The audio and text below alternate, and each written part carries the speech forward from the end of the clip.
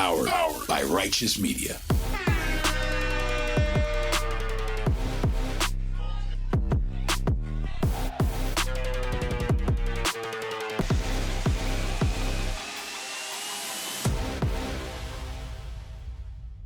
Welcome to Independent Americans.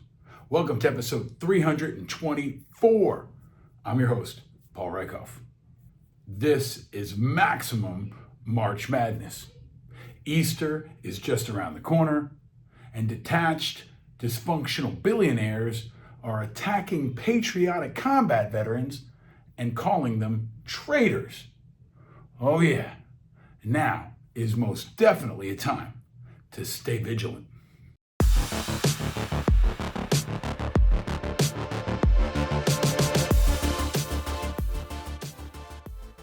Last episode, we were joined by Navy combat veteran, astronaut, and American hero, Senator Mark Kelly. The day after he recorded our conversation, he got on a plane and went to Ukraine to support the fight and bring visibility to the plight of the Ukrainian people. And when he got home, he posted about it. And dysfunctional billionaire weirdo Elon Musk called him a traitor. A traitor. The guy who's been cozying up to Russians and attacking his fellow Americans for years is calling an American combat veteran and national hero a traitor. It was ridiculous. It was outrageous. It was traitorous. It was despicable, and it outraged people around the country and around the world. And of course, Senator Mark Kelly did not hold back, punching immediately back at Elon Musk, as did many others, including, of course, yours truly, and Senator Kelly's own brother, Commander Scott Kelly, who is himself an American hero, a man who spent over 400 days in space, who is also a Navy fighter pilot, and who is also a guest on this show in this episode. He's coming up next. You want to stick around for this, because he is not holding back. On this show, we've done a segment called The Asshole of the Week. Well, I think this year, Elon Musk is going to get it every single week. We might have to go back to Asshole of the Day, because this guy just keeps coming every single day with more ridiculous, outrageous, insulting, despicable nonsense. And as March Madness continues to swell, I've got for you my Sweet 16, my Grade 8, maybe my Final Four. Well, anyway, here they are, my top topics.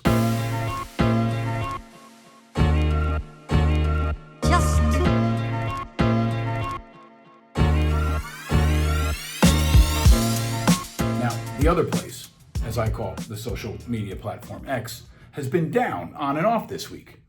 But if it wasn't, you could go over there and see all the despicable extremists, Russian trolls, and bots attacking Senator Mark Kelly, and attacking me, attacking our guest Scott Kelly, and attacking anyone else who stands up for Ukraine.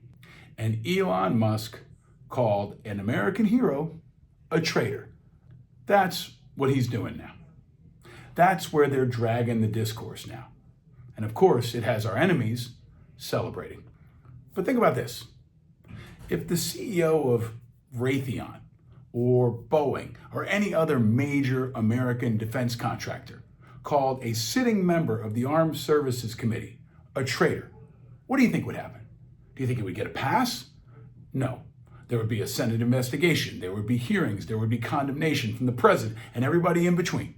And so Elon Musk should not get a pass. If you think he should, then you really don't care about our national security or about our troops.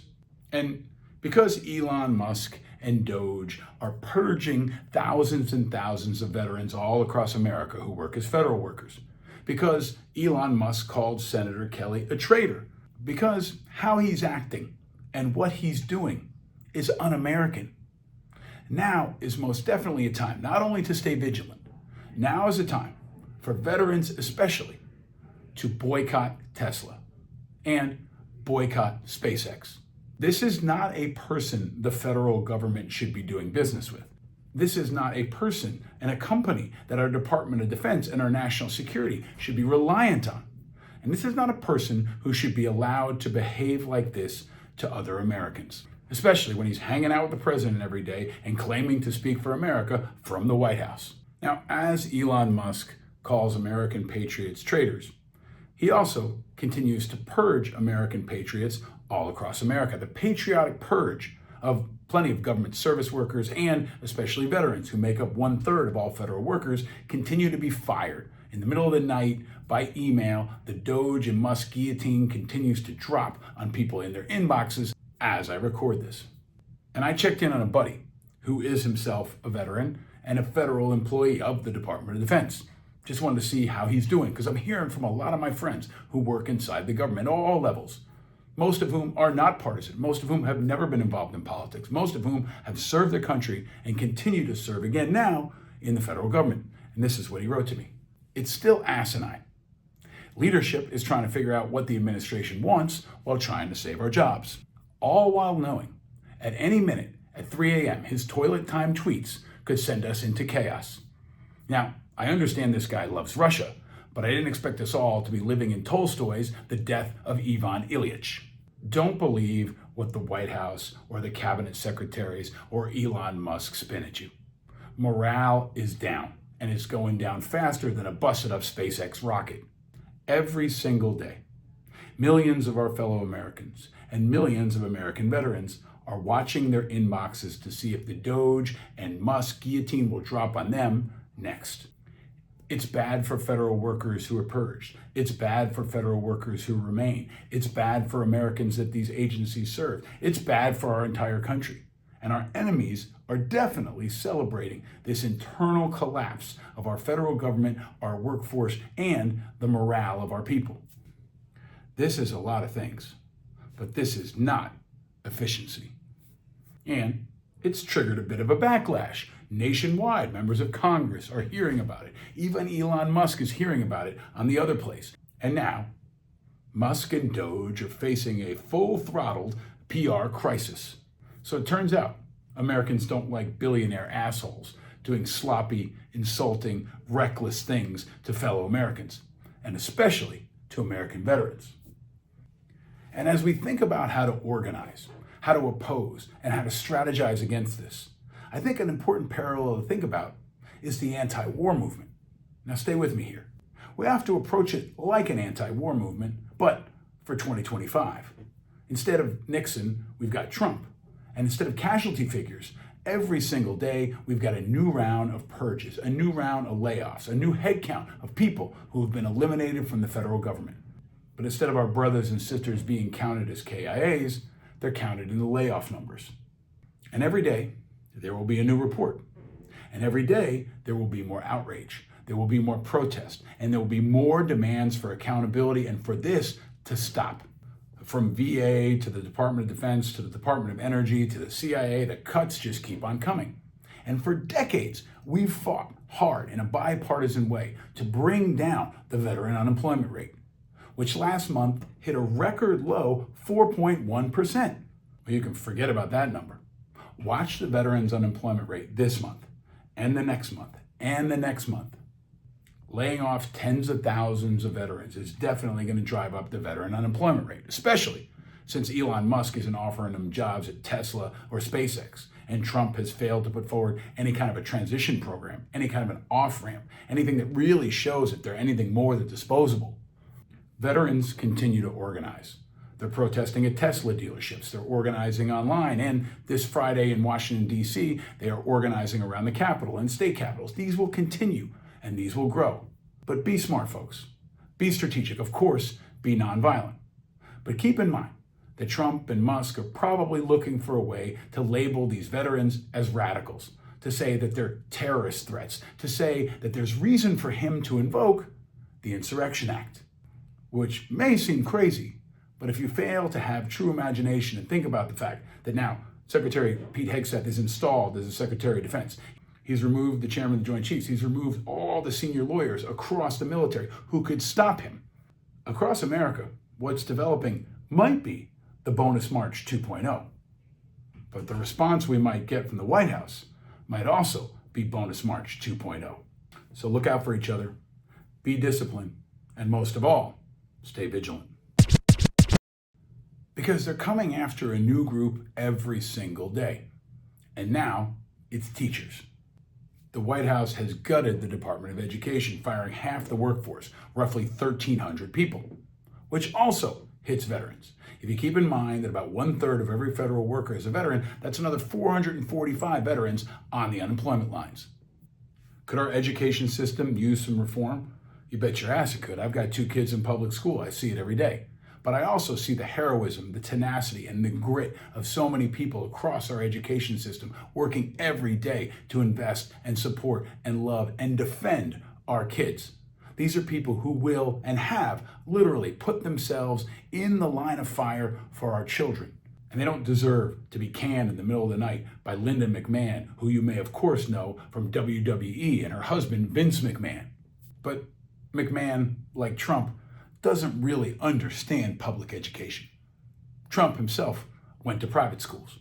His kids went to private schools. His grandkids went to private schools. So once again, to quote Kendrick Lamar, as I may often have to do this year and in the years to come, they not like us. They not like us. Trump and his minions are not like most of us. Most Americans who understand what public education is really all about. Most of us who can't afford to send our kids to fancy private schools. Last week, my wife and I had our parent-teacher conferences at our public school for our 3rd grader and our kindergartner. And it was a reminder of how heroic, tenacious, brilliant, and committed our public school teachers are. And I, for one, will fight like hell to protect them and to protect our kids. Because remember, first they came for the generals. Then they came for the FBI agents. Then they came for the trans people. Then they came for Ukraine and for NATO. Then they came for vets. And now they're coming for teachers. And they're not going to stop unless we stop them. And unless we look out for each other, stick together, and stay vigilant. As the price of eggs now is up 60% over this time last year, just in time for Easter, the focus on Ukraine continues.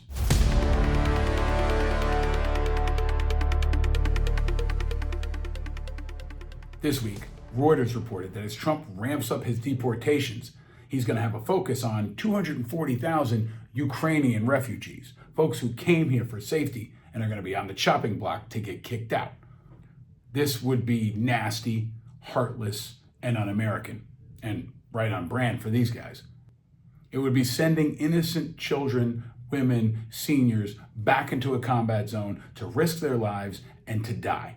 But it's just the latest move by Trump to further betray Ukraine and American values. He continues to drive the knife deeper into the back of the Ukrainian people, into the back of Ukraine, and into the back of America's integrity. Putin is celebrating. The Statue of Liberty is weeping. And Congress must do everything they can to stop this.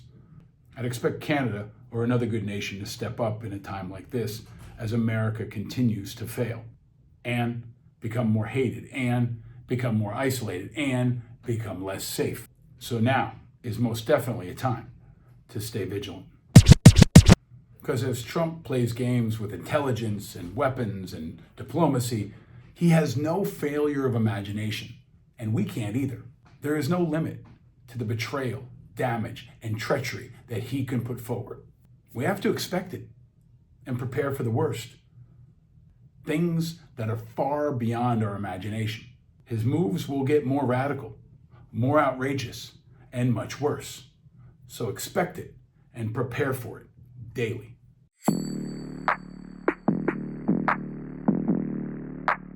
This week, it was also reported that the Trump team was holding secret talks with some of Zelensky's political opposition inside Ukraine, which should be no surprise. They want Zelensky out. They know how powerful he is. That's why it's a huge priority for them, and especially for Putin.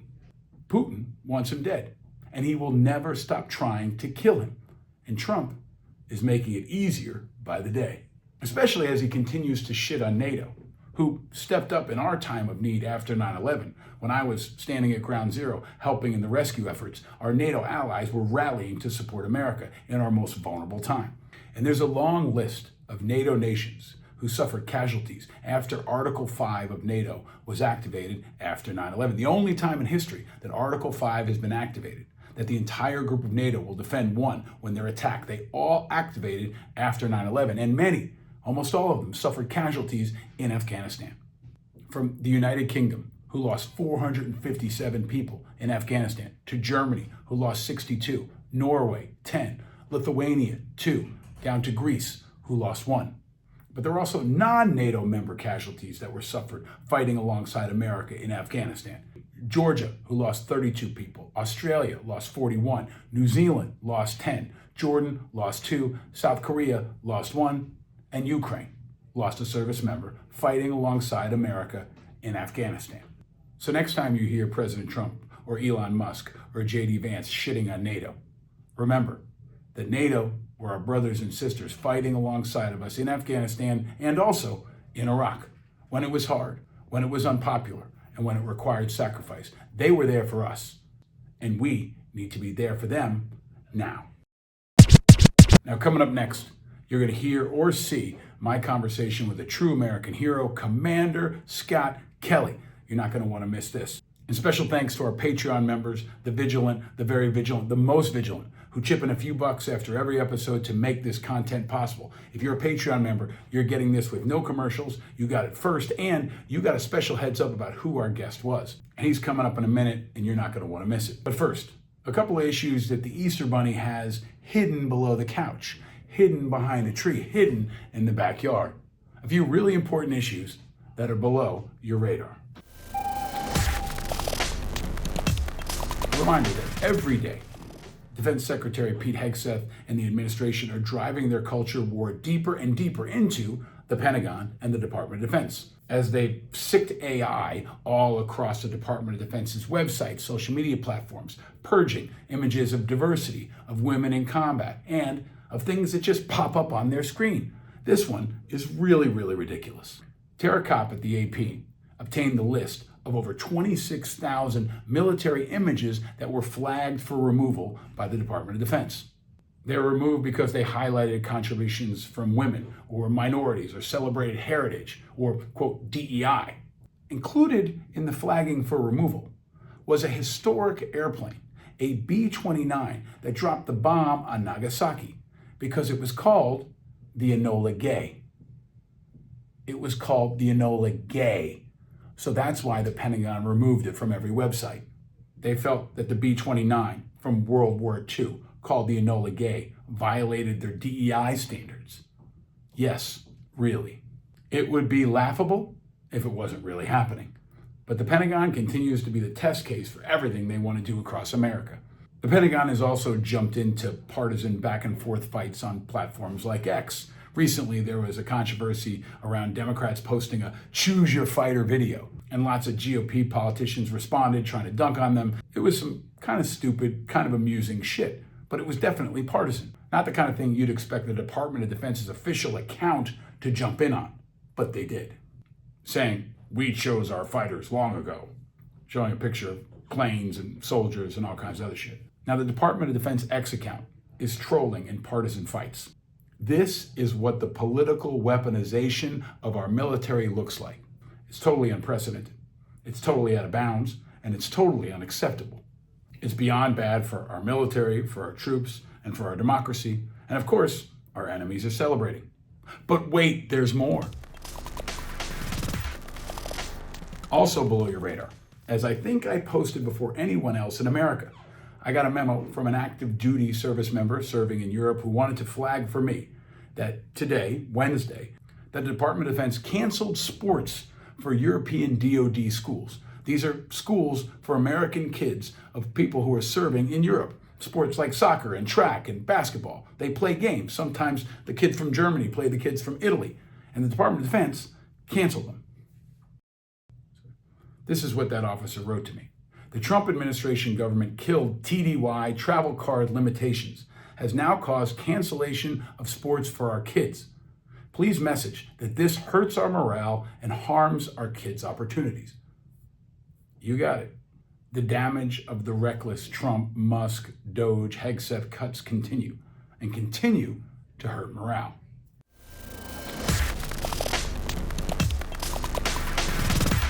Now, before we get to Astronaut Commander Scott Kelly, I've got one more thing that's below your radar, as unfortunately it often is. That's just about everything having to do with the Department of Veterans Affairs. So let's check in on the VA. An extremist, radical Trump loyalist, Secretary Doug Collins. Check this out. But I do have a second thing, Patricia, I really need to know. One of the things that I've been finding, we got into it a little bit in the discussion, but one of the issues that we're having is, and it's something here, I need your help on something. I need your help because all I seem to be doing lately is fighting back against innuendo and rumor stories. And this is what I seem to be fighting about all the time. In fact, Patricia, part of it is with you. I'm sure. And I just need your help because when you start headlines with, there's a rumor going around and that we've heard that, that hurts my veterans. That scares my veterans. That scares my employees because it's not true. Will you commit to not doing that in the future? Well, there was a DOJ representative that day. I have a VA employee who is our DOJ liaison. You knew that and you could ask that question. I did ask that But question. when you got the answer. But my question here is, I need you to commit to not starting off. Rumors began circulating. I mean, Well, if that's it's either true or false, Patricia, and then you go to Patty Murphy, saying that we've heard and we have DOJ may have barged into the VA today. Unconfirmed hearsay. You know what you'd have done if I was a member of Congress and probably done that? Unconfirmed report. But you didn't put an unconfirmed report. Right. So, Patricia, I want to work together with you. Okay. But I That's need you fair. to commit to me that you're not going to do this. I'm working on it, and I've been oh, actually, I have another question based on that. Thank you very much. No, I want to hear the answer first. Are you committing not to do rumors? Because you're scaring my VA employees about this. That's fair. Now, this is what an ambush looks like. Now, on some levels, it's impressive. So, reporters, you better come ready if you want to tangle with this guy or any of the others, but you should also bring your own camera. But it's a manipulation and a flip by Collins. People at the VA and veterans around the country, they're not scared of stories written by Patricia Killen, who's actually a very reputable and honorable reporter who's been covering this space for years. They're worried about getting fired by Collins, who's fired thousands already and is promising to fire thousands more. Now, I've warned that Collins is formidable in the same way Hegseth and Gabbard and others are. They're very good at media, they're very good at communication, and they're very good at manipulation. And they're very good at being on the attack always, especially when defending Elon Musk and Doge. And not coincidentally, that video that was posted by the Department of Veterans Affairs official social media account was posted the same day that Elon and Trump had their love fest with the Tesla at the White House, otherwise known as We Love Elon Day across the administration. Yes, Collins is very good at this kind of thing. We'll see if he's good at delivering anything for vets beyond layoffs, and for anyone other than Musk and Trump. Every VA secretary from both parties says they're going to fix the VA and turn it all around. And every VA secretary fails, including the ones in Trump's first term. If you've followed me for the last 20 years, you've seen me call them out from both administrations, from Shinseki to Wilkie to everybody in between. But this is the only VA secretary who claims he's going to turn the VA around by firing thousands and thousands of veterans. Reporters, if you actually talk to Collins, here's the question to ask him. How many veterans are you going to fire? How many? Give us an actual number of how many veterans you plan to fire in the first year, in the second year, over the course of 4 years. Ask him for a number. And ask Trump too, not just for VA, but across the entire federal government. Because if they stay on plan, the Project 2025 plan, they're going to fire 1 million federal workers, which means 1 in 3 will be veterans. So roughly 300,000 veterans will be fired. And that number might be conservative. Now, whether you're conservative or you're liberal or you're like most Americans and independent, you are outraged by these VA cuts. It's really spanned partisan lines in a way that almost nothing else has. And I've been having conversations on this show and beyond in all kinds of media with Republicans, Democrats, and everybody in between. And last week, in the midst of all of it, I had a conversation with a person who's been a guest on this show, another American patriot, someone who I don't always agree with politically, but I agree with on veterans affairs. The former Transportation Secretary, Navy veteran, and Democrat candidate for president, Pete Buttigieg. If you didn't get a chance to see it, we had a really good conversation, as we often do. I think Pete Buttigieg is one of the smartest guys in America in politics, as I told him. And I hope he'll come back on the show again sometime soon. But in the meantime, if you missed it, We'll link to that Instagram conversation in the notes for this show. But we need smart, patriotic, thoughtful voices from all parties and from no party at all, especially now, and especially to stand up to Doge and Musk and Trump on these ridiculous cuts targeting veterans across the country. Yes, it'll take Democrats, it'll take Republicans, and it will especially take independents. And if you're one of those veterans who've recently been laid off, we welcome you to check out Independent Veterans of America. We want to help the purged patriotic people become candidates for public office. Maybe you've never thought about running before. Maybe you've always wanted to run for Senate. Whether it's local school board or U.S. Senate, we want you. We want to help you. We want to support you. We want to bind you up with other independent veterans and help you get elected. We're going to fight back against the cuts, but we're going to do it most of all through our own leadership. And in 2025, we're looking at races all across the country to form our 25 in 25, our leading 25 independent veteran candidates who will lead the charge, just like 11 did last year. And next year, we're looking at hundreds going into the midterms, into 2027, and maybe even a candidate for president in 2028. Because as I often say, our independent movement is hope for the future. Maybe most of all, because America is looking for fighters. And vets sure are fighters, especially independent vets. And we've got a very powerful, dynamic, and inspiring one as our guest in this episode.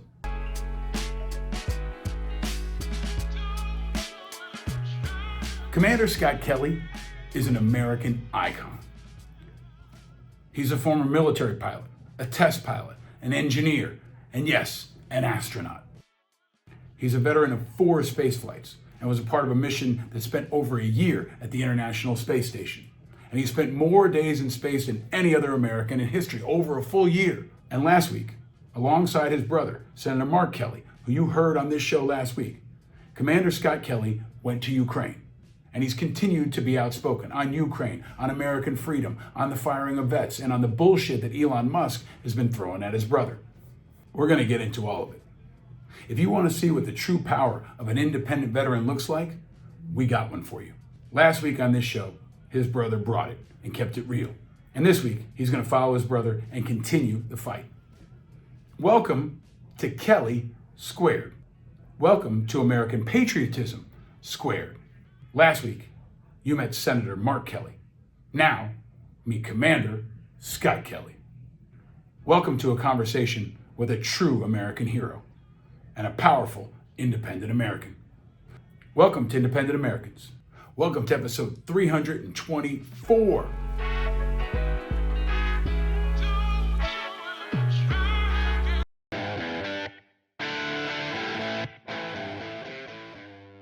Ladies and gentlemen, independent Americans around the country, around the world, and above the world.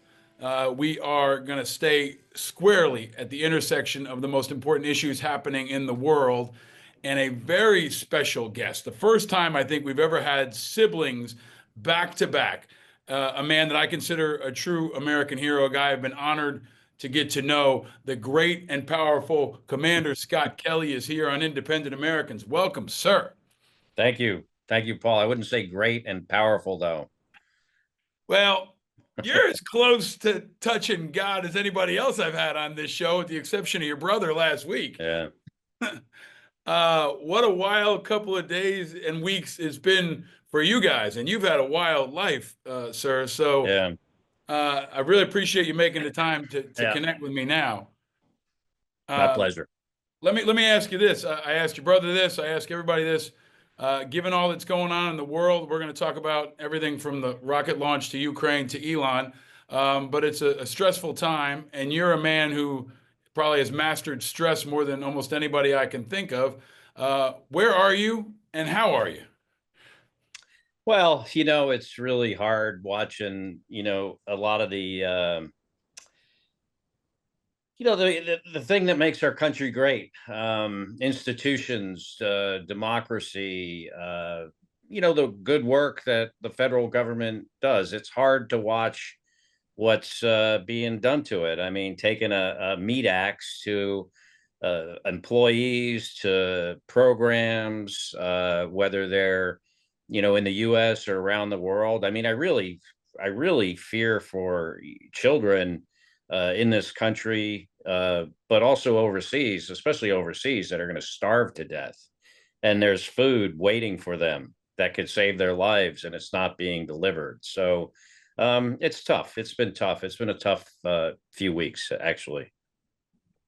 And I think, hearing from you is really important. I mentioned this to your brother. He got a chance to speak to my 9-year-old before we recorded last week, but you've been such a role model for kids around the country and around the world. I think hearing your voice and your tone and even your compassion for other people is so critical right now. But we've seen the opposite of that in the last couple of days, especially the opposite of what we want our kids to look up to, not just in the White House, but in Elon Musk. And I want to ask you to respond to that in particular. I know you've spoken in some other places, but Elon Musk called your brother a traitor.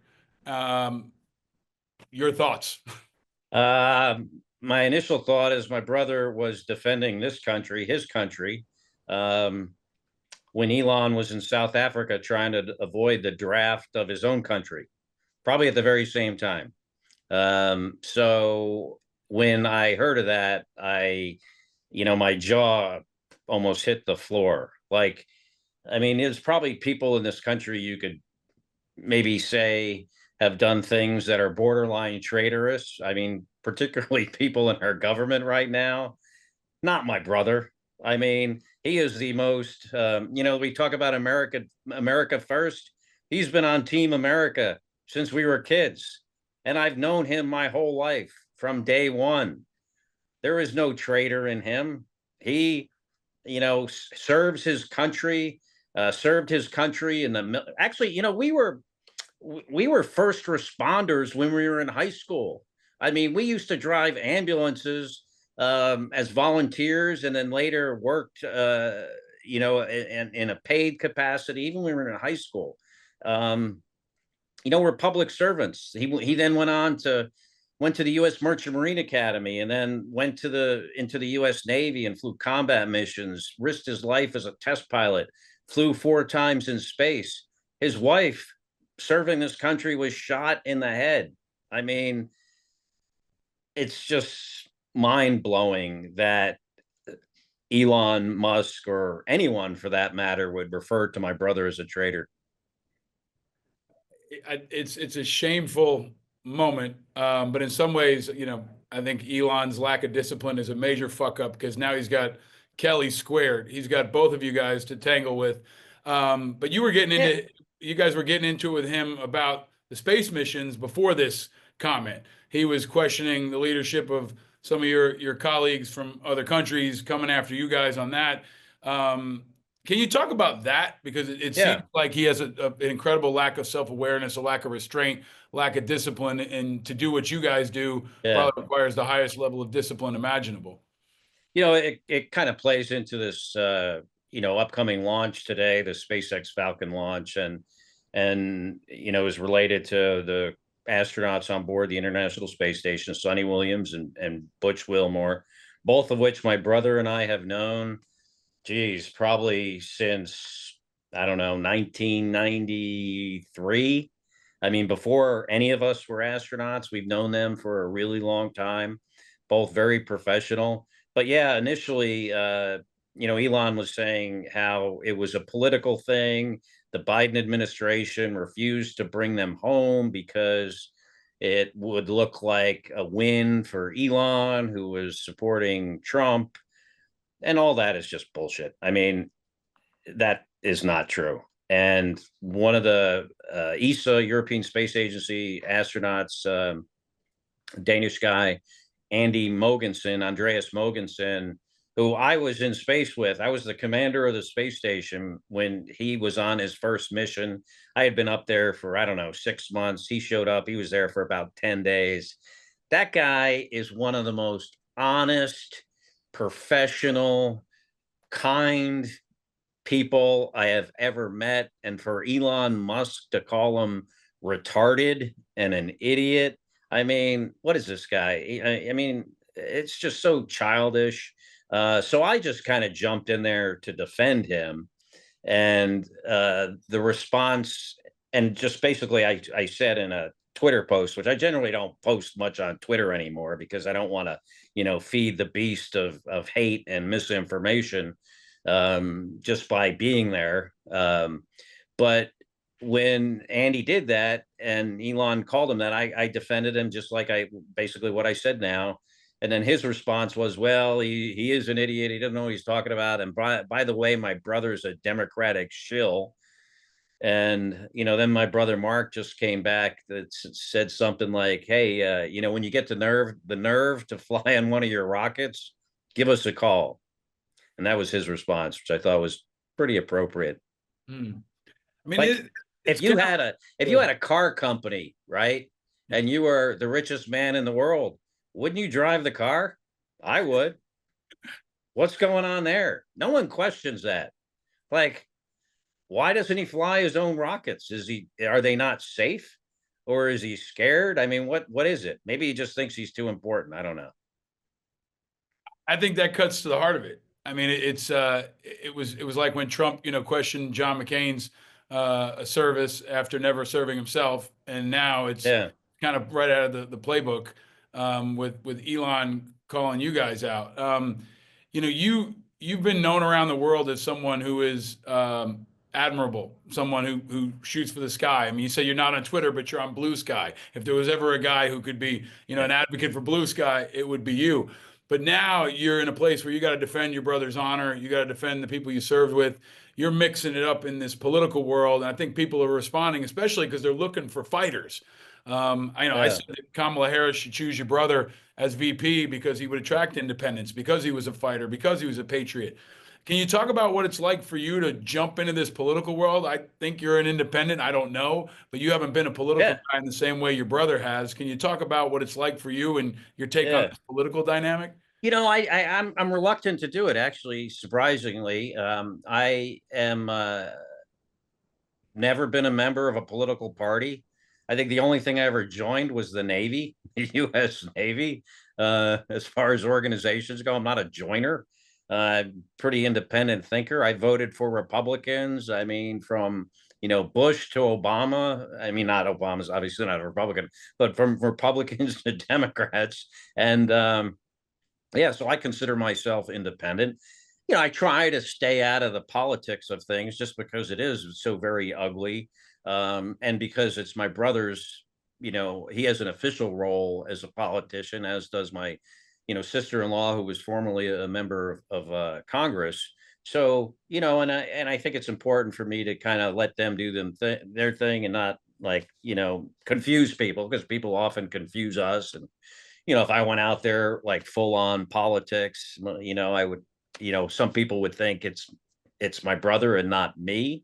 But in cases when, a guy like Elon, who has never served, who actually avoided serving in his own country, ran away to Canada. But when he calls my brother a traitor, I just felt like, I just need to point out the fact that, there's a very specific definition to being a traitor, giving, comfort and, to the enemy, right? There's this, for it to be considered a crime. But the conventional wisdom is being a traitor means you kind of change sides, and now you're siding with the enemy or the former enemy that's now, I guess, no longer the enemy. I mean, who did that? Not my brother. Pretty sure it's clear who has done that, who changed sides. That's traitorous. I've told you this offline. I mean, the country is starved for leadership, and we are. This is independent Americans. We're supporting independent veterans. You're exactly the kind of leader that the country is looking for. So, I hope you run. I hope you keep in the fight, because you are obviously capable and can rise above a lot of this. But you also have subject matter expertise in a lot of areas. Can we talk about Ukraine? You're with your sure. on the trip to Ukraine. You've been a powerful, outspoken advocate for Ukraine. Just today, we're recording this on Wednesday. Now there's a presentation of a prospective ceasefire to the Russians. But you were there. Tell us, what do you think people need to know about what you saw and what you experienced? Yeah, so I was at the president's address to Congress on Tuesday, and my brother said to me that day, he goes, the Ukrainians really need people to show up for them, to show that we still support them, that they have friends, especially after what happened in the Oval Office with President Zelensky, that they still have friends and they still have supporters. And he asked me if I wanted to go. So I said, absolutely. I mean, I looked at my calendar. Yeah, I can go. Absolutely. Paid my own way over there. I don't want anyone to say that like I flew on a government airplane. I flew on United Airlines. I bought my own ticket. Got on the train, the overnight train. It was my third time there. And man, some of it is inspirational and some of it is absolutely heartbreaking to see. The inspirational stuff is to just see the resilience of the Ukrainian people. The old men in some cases working on the drones in this undisclosed factory, building these drones, putting them building in this one location. I mean, like, I don't know, 20 of these things a day. Some of them are like cruise missiles that in the US would cost millions of dollars. These things have, not the same performance, but they can do the job for $150,000. I mean, we have a lot to learn from those guys when it comes to, rapid iteration, building hardware cheaply. Our bureaucracy is too big to do that efficiently. That's inspiring. Seeing the people, the people I work with that are like, that are still trying to raise money for ambulances. And now I'm trying to raise money for armored ambulances because the Russians are now attacking ambulances and killing the first responders intentionally, actually. And that's inspiring. I met with one of the women that I recently went to Antarctica. She was a prisoner of war for a year, and I met with her and her husband. And her husband's a lieutenant colonel, brigade commander of an international battalion that he's forming now. But he's been fighting.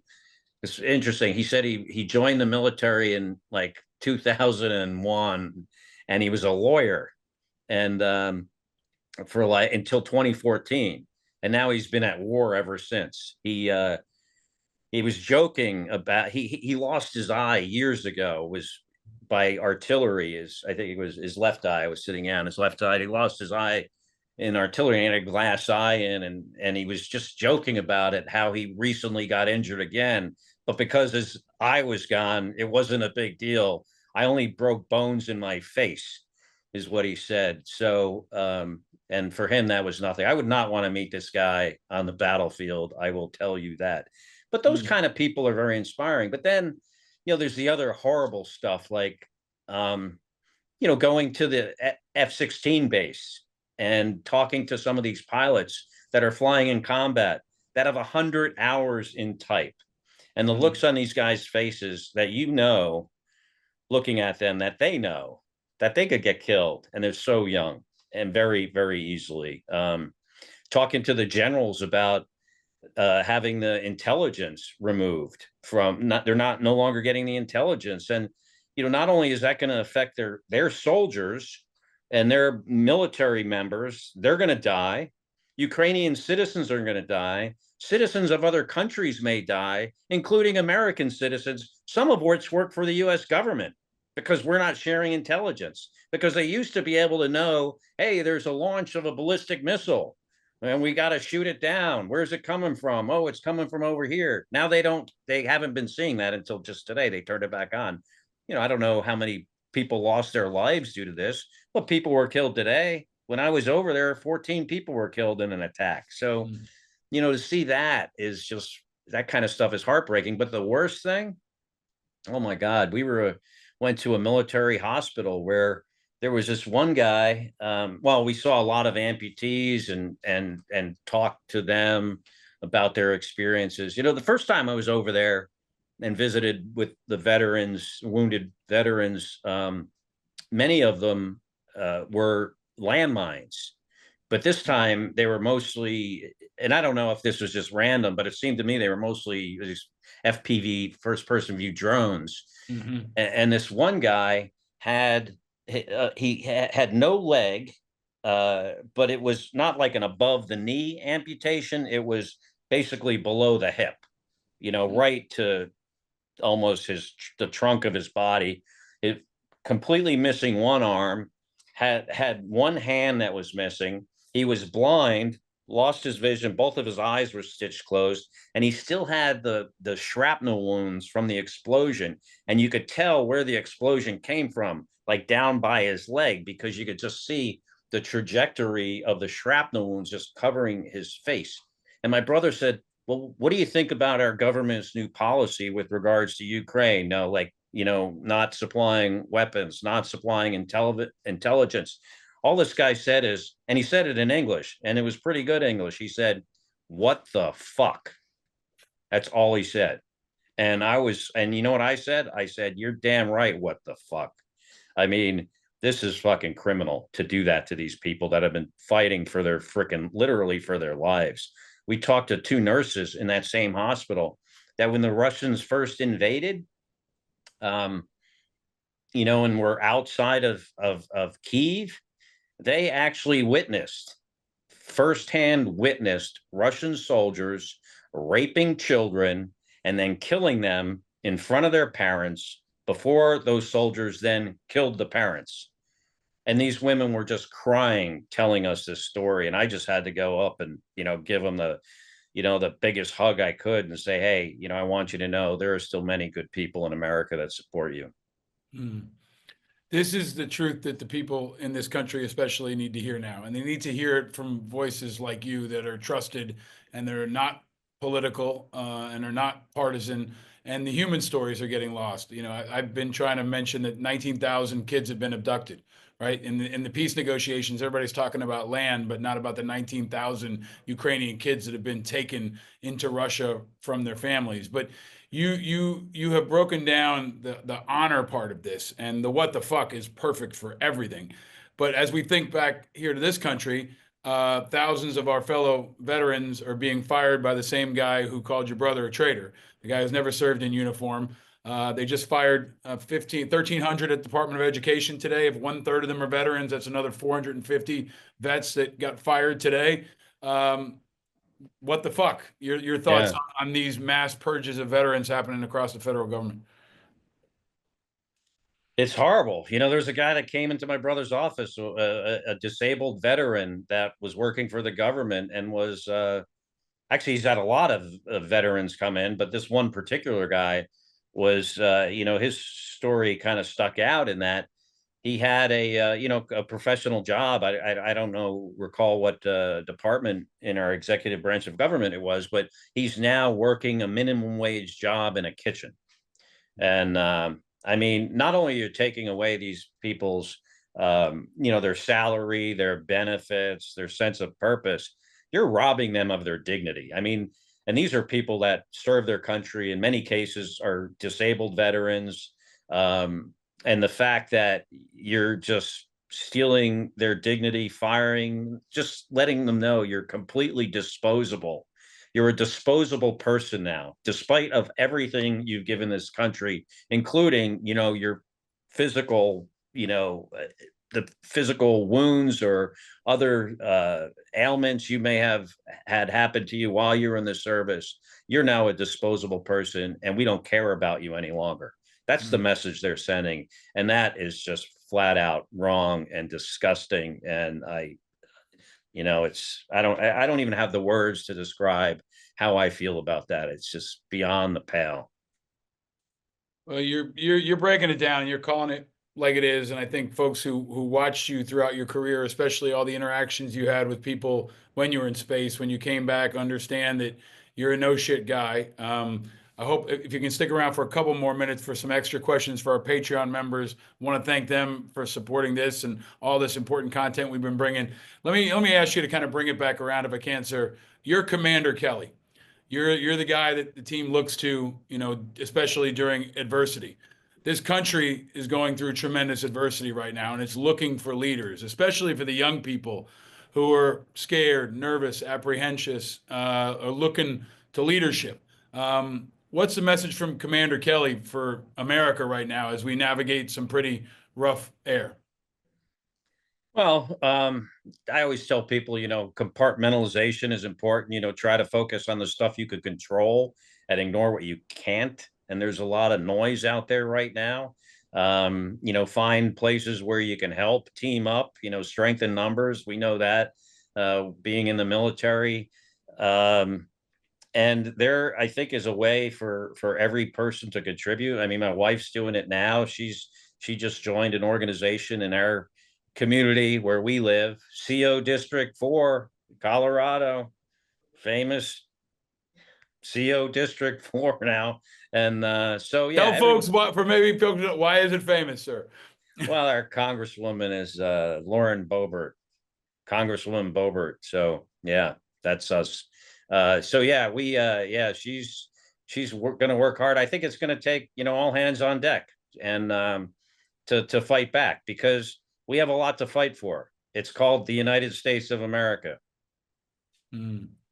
Well, we're going to have your back throughout it. I appreciate your candor, your lifetime of leadership and service. You and your brother are a hell of a 1-2 punch to lead America through these tough times. And, in the choose your fighter world, Elon Musk going with either one of you guys is a losing proposition for them, but I think a winning one for America. So I'm really grateful for your time and your leadership. I hope you run for office. I hope your brother runs for office for a long time, maybe runs for president or something else, because you're cutting through the noise and you're showing the right kind of American leadership and values when we need it the most. So thank you for your time, your leadership, and we're going to need you now more than ever, sir. Please keep after him. Thank you, Paul. Appreciate the time. Thank you. Thank you, sir. Stay vigilant.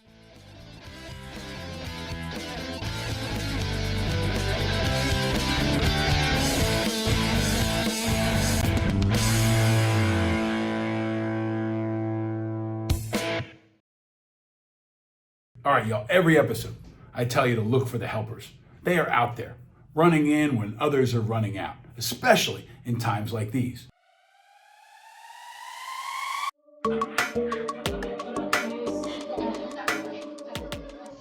The Kelly brothers and all of our recent guests have shown you what being a true helper, a true leader is all about. But you don't have to go into space to be a helper. You can make an impact in your community and in your area. And I hear from you all the time. Thank you for the phone calls, for the emails, for the social media posts. And I want to read a special one that I got just this week on Instagram.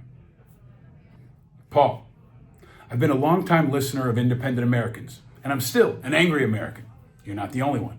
And I really admire the way you highlight helpers in their communities.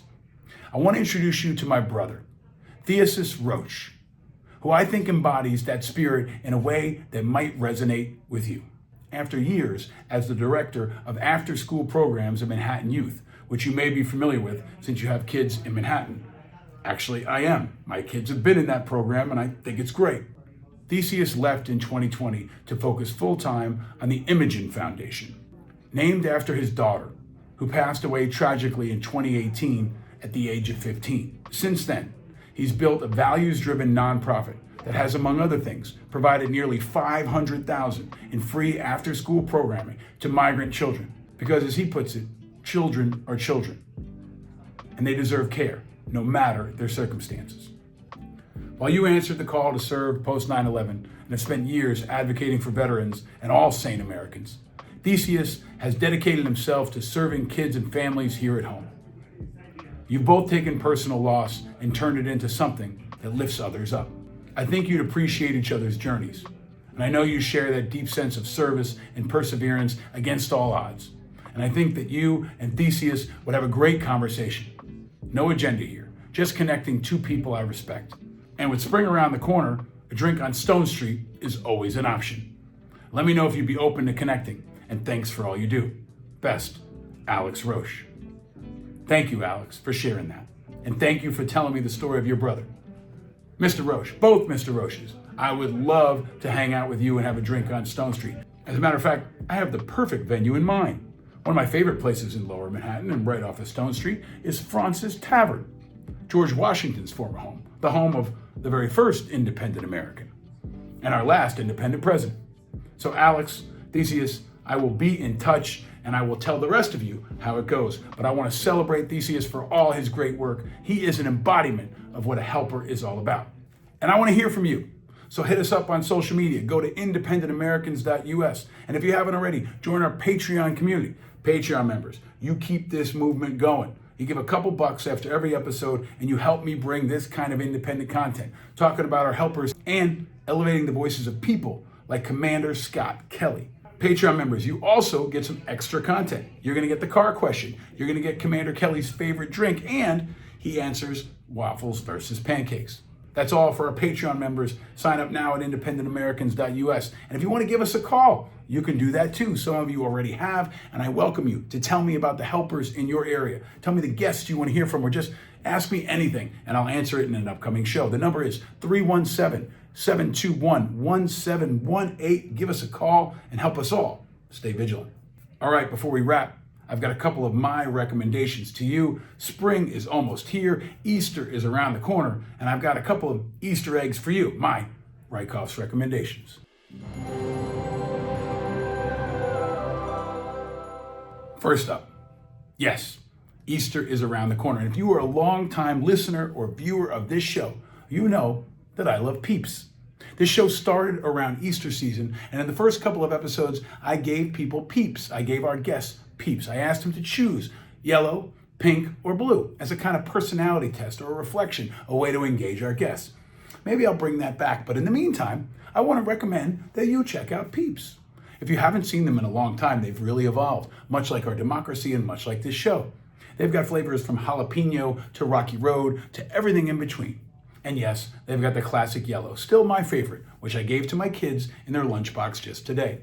So my recommendation is go back and have a little nostalgia. Go check out some Peeps. And remember, they've got a shelf life of about 300 years, and you can take them in the space shuttle if you need to. It's spring. I've got another recommendation for you. March Madness is here, the basketball tournament. Yes, I am obviously a big fan of sports, but I think there is no better sports event in the entire calendar of the year than March Madness, college basketball at its greatest level.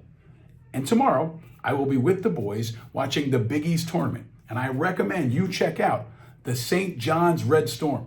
Coach Rick Pitino has got this team on fire. They're ranked number 6 in the nation. They are favored to win the Big East, and they are the best team we've had here in New York City since like 1985. Even if you don't like New York City, even if you don't like basketball, this is a story that you need to know about. So my recommendation, check out Rick Pitino, check out the St. John's Red Storm, and check out the documentary series about Rick Pitino on Vice TV happening right now. It'll take you inside what it's like to motivate a team and what it means to really train and teach leadership. Yeah, folks, it is maximum March Madness. But our independent movement is still the hope for the future. Because independents are the future, and you are not alone. If you feel politically homeless, you've got a place. It's here. You are not alone in your independence. America may be more divided than ever before, but we at Independent Americans and Righteous Media are fighting to change that, trying to bust up the status quo, change the two-party duopoly, and bring people together around light instead of heat. If you're among the roughly 50% of Americans that are independent, this is your show. If you're a Democrat or a Republican and you're really fed up, this is also your show. If you're a Democrat or Republican and you're independent curious, this is definitely your show, but all are welcome here. We invite you to be a part of the solution because our independent movement is hope for the future. Country over party, people over politics, busting up the status quo and creating a new movement. And that movement is growing. If you like this episode with Commander Scott Kelly, please share it far and wide, and be sure to check us out on YouTube if you haven't already, and hit that subscribe button and tell a couple friends. Invite them to declare their independence. And stay vigilant, my friends, because eternal vigilance is the price of freedom. And hope that I hope you felt in this episode is still the oxygen of democracy, and it'll help you stay vigilant. And know you're not alone in your vigilance. We are all vigilant, and we're all in this together. I'm your host, Paul Reichoff. Thank you for listening. Down with Hamas, still. Down with Putin, always. Slava Ukraine, especially now. And stay vigilant, America. And enjoy the March Madness. And let's go, St. John's! Let's go!